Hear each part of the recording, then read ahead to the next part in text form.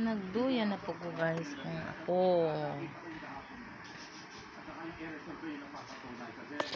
Magpatulog na sa ako guys.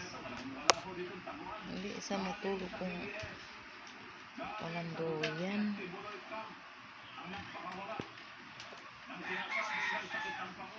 Hindi kuwas itong mga papel na tos mga apuhan. Tapos ako. Isipin mo kung naniwala ang mga turista. Mawawalan sila ng tiwala. Ang kawalan ng tiwala ng mga negosyante sa ating gobyerno, apektado ang ekonomiya. At iba pang sektor, kaya threat sa national security yan. Pero dahil fake, hindi ho naging problema. Pero hindi yata alam ng mga gumagawa ng mga ito, mukhang hindi yata sila Pilipino. Nagkalot-kalot. Yata itong mga ito, walang malasapit sa ating bansa.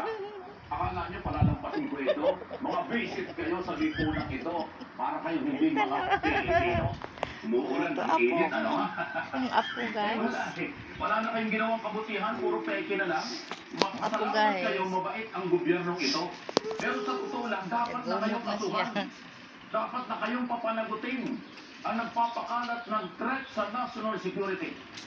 Ha? Isa pa mong ako na po guys. Inangga, Gusto sinasabi kong ito ay fake. Sarili kong opinion ito. Pero yan ho'y kakatigan nila. Kasi nga ho, mahirap. Inawang ko guys. Ay, ikaw Mameke na sa sa kalusugan ilan. ng Pangulo. Inawang ko sa bata. Delikado po yan.